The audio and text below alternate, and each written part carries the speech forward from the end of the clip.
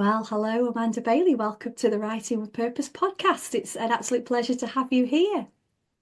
Hi, Anna. Thank you so much for having me. It's lovely to see you too. You're welcome. We were just chatting before we hit the record button, weren't we? It's been a while since we've seen each other, so we've had a good catch up before the podcast. But I think hopefully we'll touch on some of the points that we discussed beforehand as well. So, yeah, Amanda, you are a nature-based wellbeing and connection practitioner, a certified forest therapy guide, an ACCP advanced coach, a meditation teacher, a cacao facilitator, and in your work you blend ancient nature-based practices with transformational coaching to help people restore their well-being, reconnect their true self, and walk their heart's path with clarity and confidence, which I think we can all say that everybody, no matter where they've come from, can benefit from everything that you do. So, Amanda, if I could start off by just asking, because a lot of the things that you do now are based in nature and around nature and those practices. So, what's your earliest memory of nature? That's a really tricky one because I grew up surrounded by nature. So it was very much just a part of my life. My earliest memories would have to be just walking around the country lanes, going up the farmer's track to escape into the fields. I used to love it when the grass was really long in the summer. So when I was feeling like I needed to get away and take a break from the family, somebody was annoying me, I was frustrated or whatever it was, I used to run up the farmer's track and like hide in the long grass and just hang out there for hours. So just exploring really around where I grew up, just south of Macclesfield in the countryside, and yeah, running around the fields, spending time with a very old oak tree that I grew up with. That was my kind of playground. Just enjoying really. I used to always remember loving the hedgerows, and I love the hedgerows still. Whenever I'm kind of going past and driving, I have to remember keep your eyes on the road. Don't get too excited by the hedgerows. I used to love finding like the wildflowers in the hedgerows and all the different things when I was walking around. Um, but yeah, so it's hard to pick one specific memory because I was really lucky to grow up in nature and surrounded by nature. But yeah, so it kind of builds a lot of my childhood memories. Yeah. Did you, you mentioned an oak tree there. Did you give the tree a name? I didn't. No, it was a very special tree. Not that I realized until I did my nature therapy training that I grew up with one of the oldest, biggest oak trees in England. Oh. It predates the Vikings. So it's over 1,000 years old. That was like my second home. Oak trees, when they get like really big and really old, they can hollow out. So you have this kind of skeleton of the trunk, and inside the actual tree that would normally be, full of wood, is a hollow space. I had a Wendy house inside. This was a huge tree. My dad built me a Wendy house inside because I used to always like dream of like having a house at the bottom of their garden, get away from the family. Bit of a theme there. So I used to just play within this ancient oak tree, pretending it was my little house, keeping it clean, getting rid of the cobwebs. Never gave it a name. It was just like the big tree. But I thought like all trees were like that. These like Yeah. giant trees, very special tree. Yeah. What a lovely memory. Is that tree still there? Do you know? It is, Yeah. yes. It's on private land, so because my parents don't live there anymore. So every now and again, I get in touch and I say, can I come and visit? Can I come and spend some time with the tree? And they're Yeah. amazing, so they're really open to it. And I'll just go and sit in the middle and have some cacao now, something I didn't obviously do as a child, and just reconnect. But those visits to the tree since over the last kind of 5 years have been really supportive, and those times where you feel like you're going through a shift or a new phase and you just need that kind of that space to reconnect, especially to reconnect that feeling I had there as a child of home and playfulness and Yeah. safety, because that was a really safe space for me within the tree. Yeah, and it's lovely that you've been able to keep that connection going and, or well, rekindle that connection and then keep that connection going and that you remember it so fondly from your Mm. childhood. And I completely get what you're saying there because I love being in the trees as well. And I think I knew that before I went on that first forest bathing and coaching session with you in the National Trust Woods. And that kind of brought it out a lot more, which was part of my research for the masters that I did. But you took me around and gave me some more information about the ancient trees and the mother trees, and we sat there in front of one of them and we had the cacao. And I always find now, although I seem to struggle sometimes, and I think I need to journal around this a little bit more, as to I'm struggling to get out unless it's something that's already in the diary, and maybe it's part of a holiday or something like that. But my intention was always to go out once a day and have a walk and sit by the trees. And you might remember me saying that there was the tree in the garden that I used to sit by, the Bhutan pine, who is still struggling, unfortunately.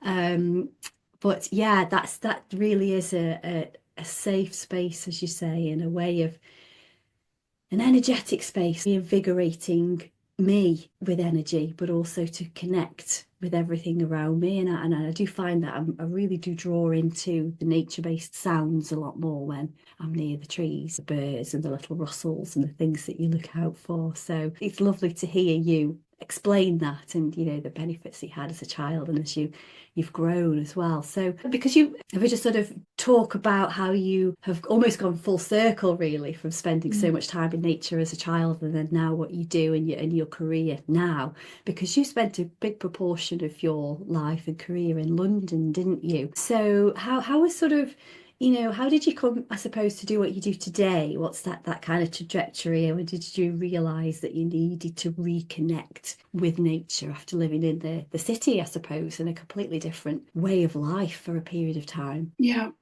I lived in the city. I lived in London for 15 years. And I think part of our connection with nature is, a lot of us are connected as children. But as we grow into adulthood, we naturally lose that time and that space being out in nature, because life takes us on different paths, into work, into cities, into towns. And we don't really realise that we've lost that connection, that there was a connection to have lost, until we re-find it again through whatever might happen. So for me, I worked in London. I was in a very demanding career connected with fashion. London was always it was never a forever move for me. I always knew I wanted to get back out into the countryside. But once you're in, it's very difficult sometimes to get out. And I was struggling with overworking and burnout and prioritising myself. And that was a bit of a running theme throughout my whole career. Was lots of travel involved and long days in the office. And I had the opportunity to move out of London for what then was my dream job, working for a fantastic brand. And I knew when this opportunity came up that I had to take it. It was getting me out of London. It felt like a beginning of a new stage. And so in 2018, I think it was 17, 18, I moved up to the coast in Northumberland, completely different environment. I didn't know anybody. I had never really been there before, and I settled into life there. And because I was kind of in this new space, starting again, I had more space, more time for myself. I was able each morning to go and for a walk on the beach, which was right there on my doorstep. So I kind of fell into this routine of going out onto the beach in the morning, which evolved into having a meditation practice on the beach and just being in that space. And I started to notice how I felt, and I felt so different to how I felt in the office. So in that morning walk, which might have been just half an hour, 15 minutes, 40 minutes, I was noticing that I felt really calm. My whole inner world just softened and eased. I was feeling inspired by what I was seeing around me, by the beauty, the inspiration, the awe, and all these ideas and clarity, and things were just kind of flowing. And I felt really good, and I really liked how I felt in that space. And then I started to notice, obviously 2 hours later, I was in the office. I was sat at my desk. I was jumping around from, piece of work to piece of work. My heart rate was going really fast. I had a Garmin watch. I could see my heart rate. And, you'd have thought I was in the gym by the number on it. I was in this anxious state. So just having that opportunity to experience myself in the morning in nature, and the polarity to when I was in the office a couple of hours later, it was like a massive alarm bell for me, a real awareness of how different I felt, how kind of scary really the impact of the working environment was having on me physically and mentally. I was starting to kind of struggle with my mental health again as I kind of got more and more into the job. And I knew which version of myself I wanted to be experiencing for the majority of the day. And that was that version of me that I felt in nature. But really that kind of awakened a curiosity into, why do I feel so different in the morning when I'm in nature? What's going on? What is happening? It kind of, like, I started this exploration into, why do I feel like that? Why is nature so good for me? What's happening? So that was the beginning of a whole kind of journey really into self-development, meditation, taking time for myself, and then lots of kind of magical things kind of happened in nature that led me to completely change my life, walk away from a career in a kind of moment's decision really, just through the profound impact that nature then started to have on me. You mentioned a couple of things there that I think are quite key. The first one, noticing how you act, how you feel, how you behave in different environments, and being able to take that time to actually think, yeah, when I'm out in nature or wherever that might be for somebody, that I feel completely different to in this other situation, whether it be at work, certain types of work, maybe even with certain people or in certain situations. And then also you mentioned, the exploration of that. And I think we almost have to have a willingness to explore what that is trying to say to us, that awareness. Okay, these are the differences. Well, let's explore what that might mean. And I think then we can decide to take the steps to actually, yes, I prefer this version of myself in this situation with these things around me. And then we can make some changes for the better for us as for our mental and physical health. Absolutely. And I think that ability to notice, I kind of call it like being our own powerful observer. Like the awareness, the information, the kind of like the research, the kind of evidence that you can create by just observing, like, how am I right now? What's happening? What's around me? How am I reacting? Whether, that's not necessarily related to how I feel in nature versus how I feel in the modern world or in the office environment, but in anything around where you're like, I'm not sure I like what's going on here. Don't feel like this is the best for me. Okay, let's just observe. And I feel like that's our kind of one of our most powerful tools, with no judgment, no expectations, you're not having to act on it in that. It's just receiving that information, building that kind of understanding of yourself and what's around you that's having an impact on, whatever that might be that you're experiencing. And I think we need to give ourselves that time to be able to go through that awareness stage, that reflection stage. And I'm a big advocate of journaling and being able to write these things down, to be able to notice, oh yes, that's in different situation. You can ask those questions, and that's your evidence that your inner voice quite often comes out in response to some of these questions that you've highlighted. And I think that's a great way to be able to say, yeah, okay, here's some things that I can play around with and explore, but we do need to give ourselves that time, which is something that we don't have much of, do we? Like you were saying, because it's going faster and faster and faster, the pace that we live these days, so it is difficult to be able to get that time. But certainly noticing it, bringing that to our awareness, our conscious awareness, is the first step. Absolutely. It's just that noticing and then kind of taking it from there. The journaling is such a useful tool to kind of uncover it a little bit more and dive into it. Yeah, and meditation and all of the other things that you've mentioned there. So nature had a significant impact for you. So what, if you could explain a little bit about your journey into the forest therapy and deciding to go down that route, and what is forest therapy? Yeah, well, I'll start with like how I kind of ended up. So I guess through my kind of 20s into my 30s, when I was in my career, I just really lost that connection with myself, and that became more and more apparent. So I was really noticing that I really didn't know what I wanted or what I liked or who I was anymore. And when I started to take this time for myself, having moved up to Northumberland, and I was using lots of different tools and practices and going on retreats. It was when I was in nature, going on like day retreats, weekends in nature, really taking this time for myself, that I was starting to kind of uncover that connection again to myself through being in nature. And I had some really, I guess, quite magical moments that have made a massive impact on the direction that my path took. And I noticed that in nature, I was able to, I guess, unravel and connect in a way that I wasn't able to do in on the yoga mat with a group of people. Nature offered me a deeper safety, an embrace that I guess enabled me to kind of let go and allow kind of feelings come up that I didn't quite feel safe to allow to come up to the surface. We're surrounded by other people. And when I kind of fell into that space within nature, I was then kind of connecting, I guess, beyond myself and connecting with the energies around, with Mother Nature, with spirit guides, however we, want to kind of refer to those, to then be receiving messages and receiving guidance that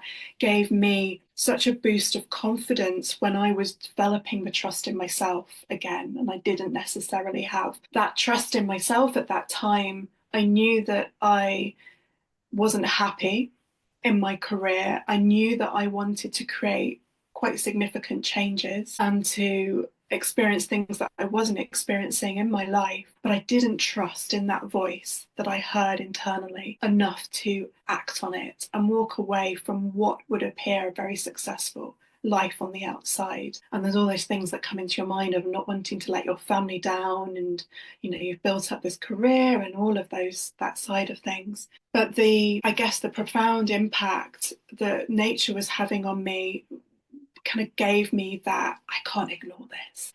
This is really something that I have to explore. So it kind of held me through that that unsure stage of making change, that kind of really scary and uncomfortable and vulnerable part of making change.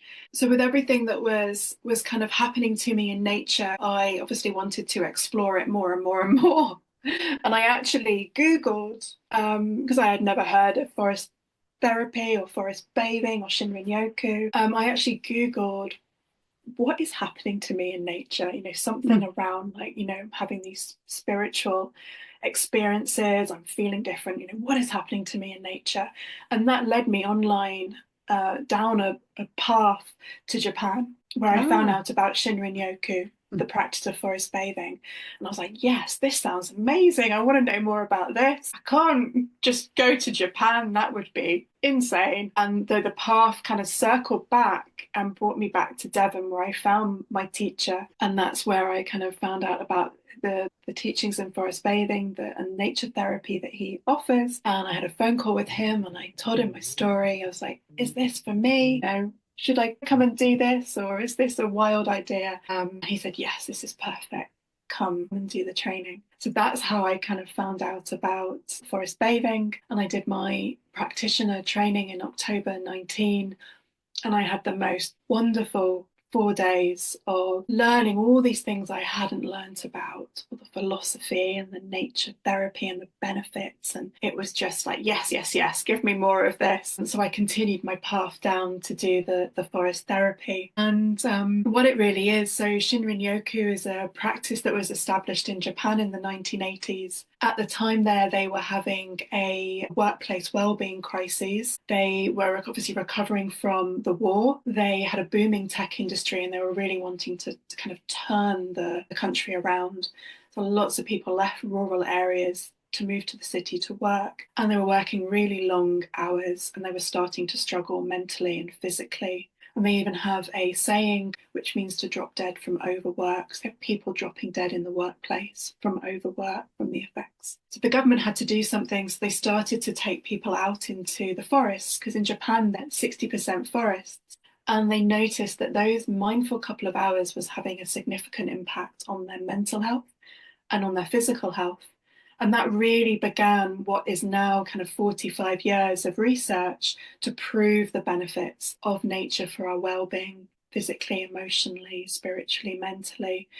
And through that, the practice began. And that is a really beautiful walking practice. Forest bathing is a walking practice of being immersed in the environment of forest or in nature. Because here in the UK, we don't have these like huge forests. For us, nature is the countryside, it's the woodlands, it's the canal paths, it's our parks in the cities. So it's adapted to those spaces, and it's a sensory-based practice. So it's about coming in to the physical body by utilizing your senses. And through doing that, by being connected with through the senses, we're becoming present, becoming aware of what's around us, and we're then connecting. We're connecting with the environment and what's happening around us, within us and without. It's a really beautiful practice that for some is, mental support or physical support or spiritual support. It really is that you go into the woods to receive what you need to receive on the day, and that will be different day to day depending on your needs. Yeah, so a little roundabout the houses into how I got into it and what it is. Yeah, and thank you for delving into that history of where it's come from as well, and what it means in Japan. You've got quite a lot of facts on your website, which we'll share the link in the show notes, where people can learn more about how these practices have been ongoing for hundreds of thousands of years, Yeah. and the benefits that people can take from those. I had a question actually. Do you know whether they practiced with the 2 hours to go into the forest? Was that a specific time of day? Did they do it before work, or was there no specific time frame that they would do it in Japan? I was just curious. Yeah, I think any time of day, because I know that they've done studies where they focus on the morning or the afternoon. They found that, walking in the afternoon can support improving sleep quality a little bit better than in the morning, because obviously it's closer to when you're going to sleep. But I don't think they did it at any particular time of the day. I would have thought it would have just been when they could get them. As with everything, it's when it's the easiest to do these practices. And you made a really good point there, Anna, that I think is really important to kind of remember, is that this isn't about us going back to the 1980s. This is about us going back to when we first kind of put our feet on the ground as Homo sapiens, and when we were living and existing in the woods, in the forests, and our bodies, our nervous systems, our minds were all created to exist in nature. That's where we thrive. That's where we're at our best. And forest bathing is, just the most beautiful practice to guide us on that journey of remembering that the woods, nature, is where we came from. And that that's why we receive so many of the benefits. There's a theory, the biophilia hypothesis, which was made really popular by a biologist in the 1880s, I think, and that is that we have a fundamental need for our well-being to be connected to nature. We have a biological attraction to nature. So when we're in nature, we're feeding this need that we have that we're not really aware of. Yeah, I completely agree. And I think that the biophilia, there's areas of architecture and interior design where people who perhaps live in more of a cityscape instead of, nature-based, that we can bring elements of that indoors to help us. But I think there is research that you can still get some of those relaxation and energetic benefits from having your room, trees all around you as wallpaper, and bringing in certain plants that can really help you to connect. And you see some of these car parks, they're covered grass and trees and things everywhere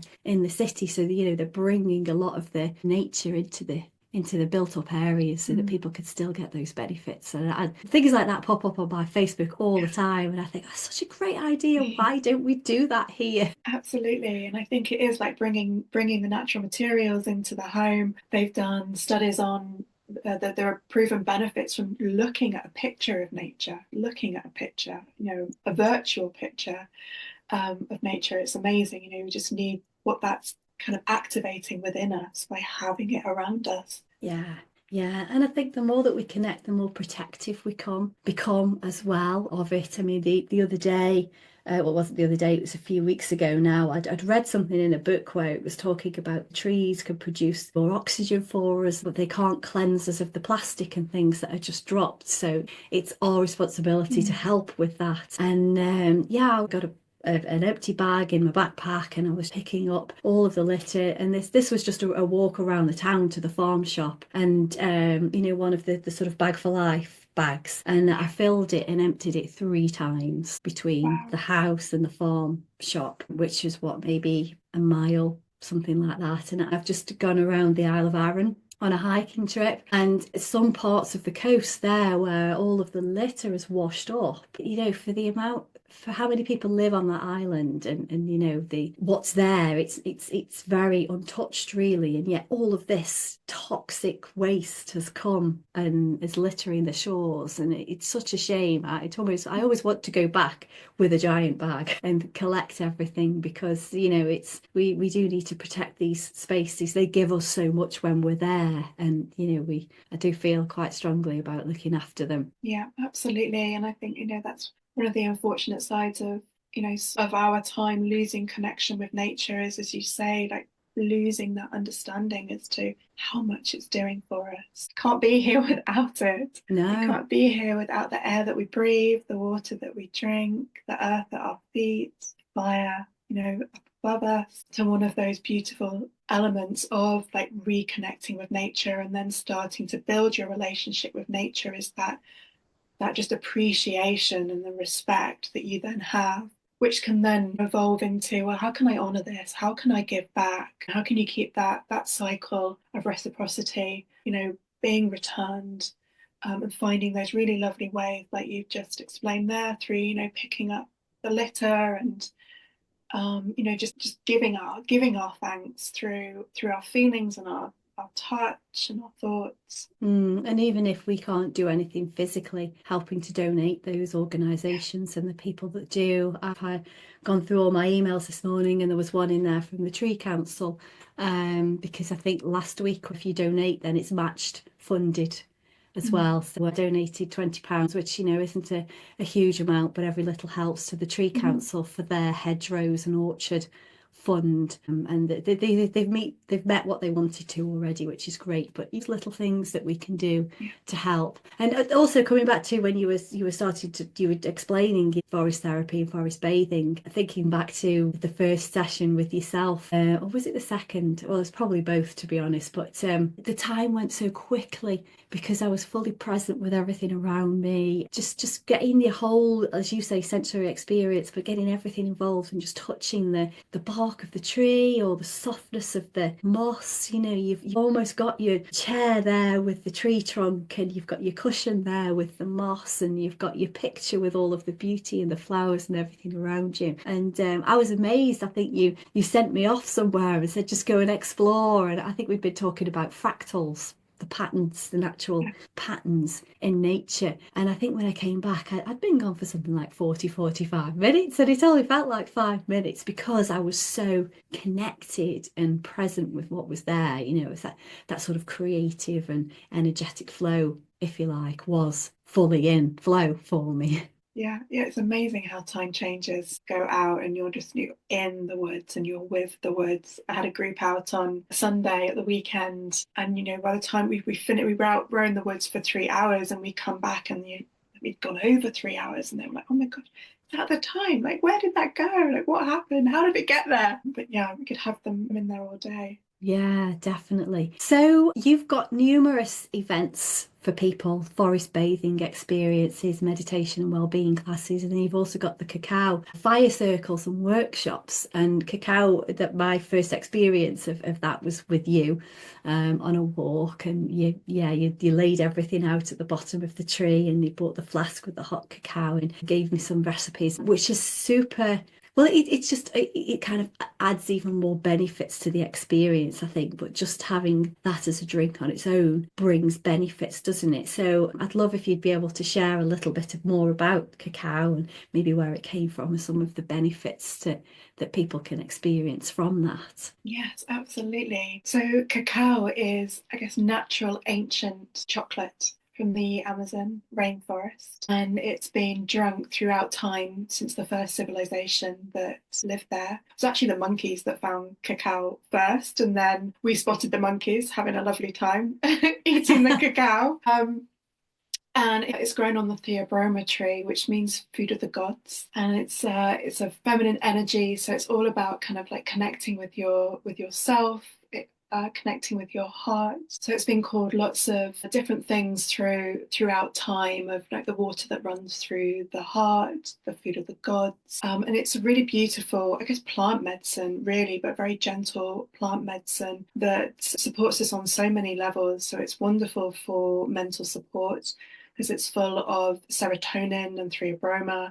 So you have that happy hormone, you receive the gym high, that kind of gym buzz through drinking cacao. It boosts energy in a very different way to drinking kind of coffee. So cacao stimulates the cardiovascular system, increases the blood flow to the heart, which is why when you drink cacao, you get this feeling of like being in your heart space, because the heart is just opening more, and the focus of the blood is obviously all kind of running towards the body. So I love to drink cacao and share cacao to support that connection to self, to kind of like opening up to all of that, the wonderful guidance that we hold within, and to the energies around us. So traditionally, the Mayans would drink cacao to celebrate, the turning of the seasons, birthdays, to mark occasions. They'd also drink cacao to come together to resolve conflict, and they would drink it around what you would call like a table of dialogue. So that space of connection. And when they're connecting, they're not only connecting with each other, but they're bringing in nature to that. So they're calling in the earth and the wind and the sun and the water and their ancestors as well. So is that kind of essence of just connecting with all energies in the space, and the support that you can receive from that. It's the most beautiful plant medicine and drink that is super supportive, and it's lovely to to come together and to drink it together is really special. Yeah, creating that nice little ritual, which I think after you introduced me to it, I did, and I used to. In fact, I need to get some more. I haven't had any for a while, but I would brew a cup, and I'd go and sit outside or wherever I used to sit, and it would be my beginning of my writing ritual almost, because it would just help me to relax. And yeah, it definitely got something flowing from within, and I would read, that little ritual compared to maybe just going out with a cold drink or even a coffee, like you say, just didn't create the same sort of flow of ideas, and I wouldn't write for as long either. So yeah, it's and that's just one example of the benefits of using it. But yeah, you do you've got a couple of things on your website where people can come and have a taste and do that in a group session with the meditation and the fires, which is just it's a lovely, you're creating a lovely traditional space there for people to enjoy something new for them, but also surrounded by, the old, if you like, or the traditional, not the old, the sort of ancient traditional ways. And it is, it's a great creative partner, because you're opening up that connection. It just seems to get everything flowing. So it's wonderful to journal with cacao is really quite something. But as you say, it's a really nice way to bring that element of ritual and a mini space for self into the day. And it just helps the whole process of just making the cacao supports you with coming into the senses, coming present, setting everything aside, and you're just having that, okay, I'm just focusing on me right now. I'm going to drink this cacao, I'm going to sit with myself, check in, how am I, what do I need, or whatever that might be that you want to incorporate. It's a really nice way to just create that container of space within the everyday. It's just making the cup and then just sitting and having the cup. Yeah, and asking that question you've just said there, what do I need right now, or what do I need to hear right now? What is waiting to be told? Yeah, just letting that kind of the response to that come out naturally, and we could create a ritual around anything to gain the benefits. But that's a lovely example. Amanda, you've recently been to Guatemala. Yes. You went last year, I think, and you came back in January, was it, or early February? Yeah, that's right. So, which is an amazing lifetime experience. But I would love to hear a little bit more about, why that experience, why there, how you came to go on such an adventure, and what's life like after you've returned. Yeah. Well, I've been exploring cacao for 5 years now. And it was very personal journey to start off with. It really supported me with reconnecting with myself, connecting with my intuition, and creatively starting to do things as well. And then it naturally started to come into my work, really feeling called that I want to share it with this person, a friend or like a fellow coach that might have been struggling with something at the time, and send them off a little pack of cacao and an audio guide to support them because I wanted them to have that.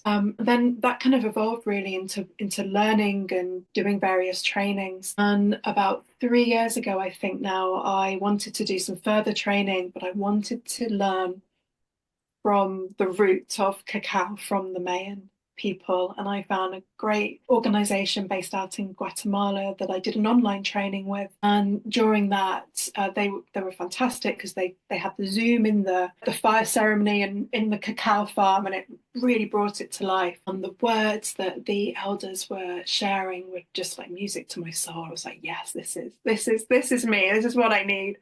So I wanted to then do more, and they ran an in-person training that took place in November. So I said yes to that, as scared as I was to venture out to Guatemala on my own to go on a cacao exploration. So that's what took me there, was to kind of to learn more and to understand this beautiful plant more that I've been working with and received so much from. So yeah, but going all that way, I didn't want to just go for a 2-week training course. And I really had this sense of it being, I guess, like the next stage in my path, really needing to take that time out to honor self-exploration and deepen my learnings. And so I spent 2 months out there.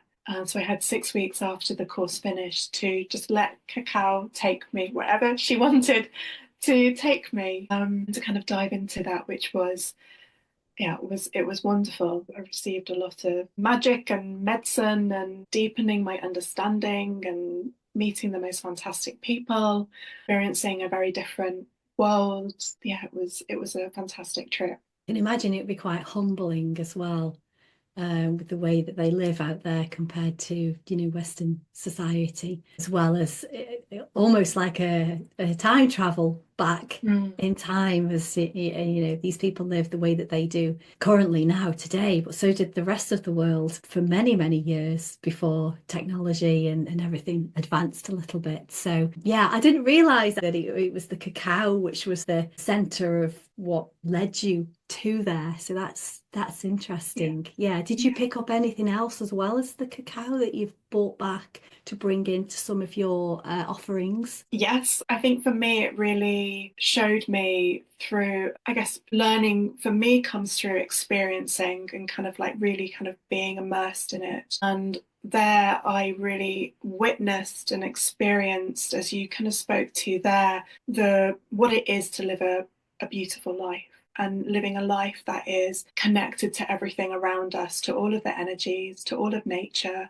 and how to live in a way that honors it, and respects it. So that was a big part of my own explorations there, and really what cacao wanted me to experience and to see, and how we do that today, like how we can bring that into modern lives. I think for me, it's really enabled me to dive into those traditional approaches, which are also there done in a modern way as well. They're living a modern life too. And then how I can, bring that in and share that within the spaces that I hold. So really, it's just kind of deepen me into that kind of sacred space holding. And I have a much deeper understanding of cacao, of what a safe space is and isn't, what's right for me and what isn't, and what I believe in, and how important it is to share and hold space that is truly in honor and authentic and true.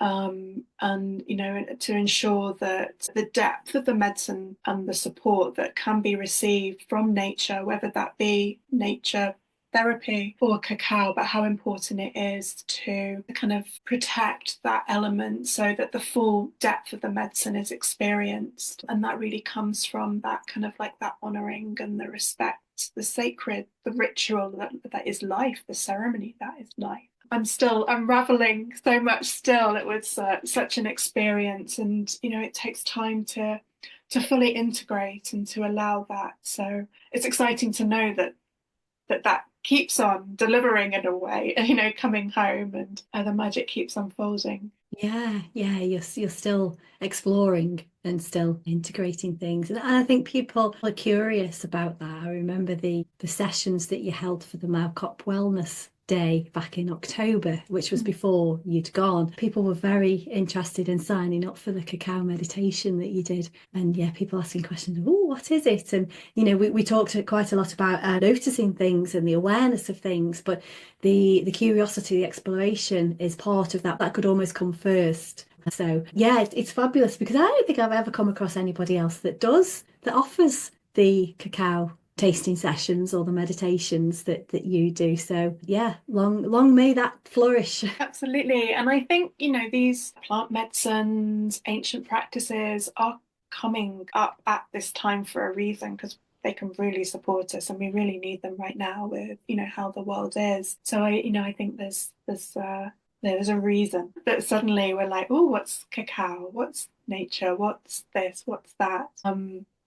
Because they're there for us to lean on, and they can really help us to kind of navigate the challenging world that we live in right now. And hopefully we can all together bring things back into balance and back into harmony, and make this place a better place for us all. Yeah, definitely. And I think ask those questions. If people have questions that come into their head, then don't just cast them aside. See where that question might lead, and get curious about, why is this question raised itself now, or why am I being asked that now? Because yeah, things happen for a reason, and it might just steer them in a different but of more positive direction. Yes, and that's how our intuition, our self talks to us. It's that little voice inside that might be really quiet, and by actively exploring the voice and the questions it brings up, or the weird and wonderful ideas, it's like, I really want to go and explore doing this, or whatever it might be. That's how we develop that connection, is by listening to it but acting on it, and doing that in a way that feels really kind of safe, and that voice gets stronger, and it gets clearer, and it gets easier to follow the more and more that that we pay attention to it. Yeah, the whispers will get louder. It's usually the first response that you hear before, your ego steps in, or, whatever you want to call it, the voice of reason, of logic. It's not always that one. Listen to the first one that comes, Absolutely. the one that comes from the heart. Yeah, the one that comes from deep within. So what's next for you in 2025, Amanda? How can people, what have you got to offer? You said that there's still at that stage of being, from your experience, but yes, what's next for you? Yeah, it's all coming to life with spring. So we've got a very exciting kind of spring, summer, autumn ahead to do most of my kind of in nature work, obviously focusing on the warmer, lighter months, because it's just a little bit easier and more comfortable for everybody. But I do monthly forest bathing walks at Audley Edge National Trust. I'm the licensed practitioner there, have been for the last 4 years. I am working more with the moon. That was something that came actually through from my time in Guatemala, was moving away from the Gregorian calendar and into the moon cycle. So I share a new moon heart space, which is a really kind of rest and reflection. And then I also have the cacao fire circle with the full moon, which is more about your expansion and your blooming time in the month. My kind of group events are very much kind of cycled around that. Over the summer, I've also got meditation sessions in nature at various places in kind of East Cheshire, a little bit like a pop-up. So they're kind of my group things that are going on. I've got some lovely collaborations coming up around cacao and Wellbeing. And there's some lovely marketplaces happening where I'll be kind of serving cacao too.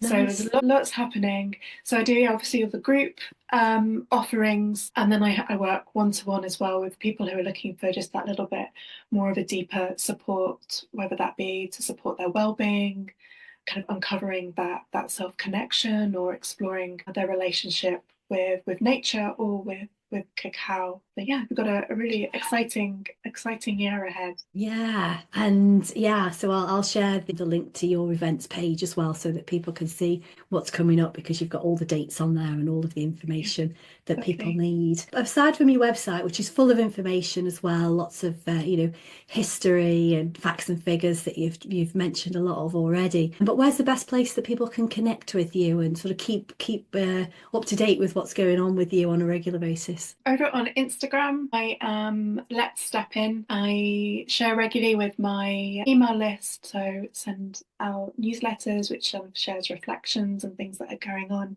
and sign up to that through my website. And all my events are on the website, but my email is always open for people to get in touch with me as well.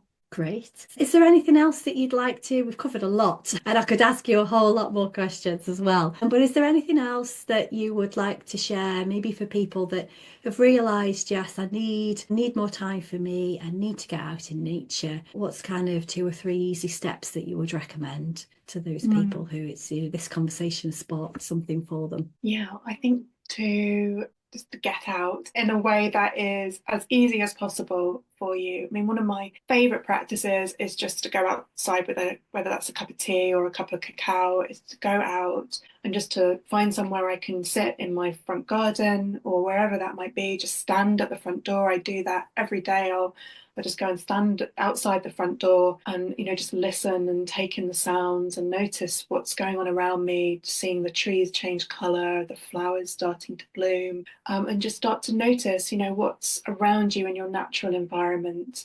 Just kind of keeping it easy and being kind on yourself. It's hard, the world is a busy place. So finding these easy ways to take time. And then wherever you are, if you're wanting to explore more, there are forest bathing practitioners all over the UK, all over the world, which is a really supportive way to go and just understand a little bit more about the practice. But I think just keeping it easy. I think when you're out walking, and if you're walking the dog or you're walking with a friend or you're listening to a podcast, is to just be mindful of actually being present with nature. And so if that can be just 5 minutes where you put the phone away, you say to your friend, should we just let's walk and be quiet. Let's just see what that's like.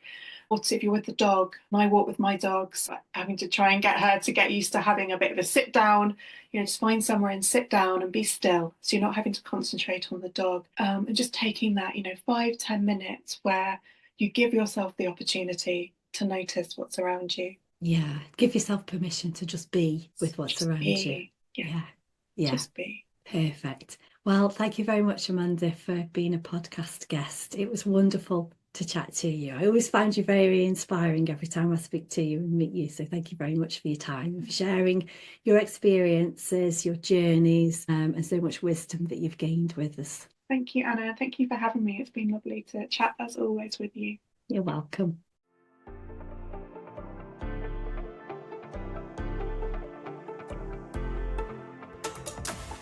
Thank you for listening to today's Writing with Purpose podcast. Having conversations with fellow writers or adventure enthusiasts brings 2 of my biggest loves in life together, writing and nature connection. I've been a copywriter and content creator for 23 years, but my passion is writing for well-being, and I'm on a mission to share the benefits that putting pen to paper has for personal wellness with as many people as possible. If you want to learn more about writing for your well-being and journaling techniques, please connect with me in my Facebook group, Journaling with Anna.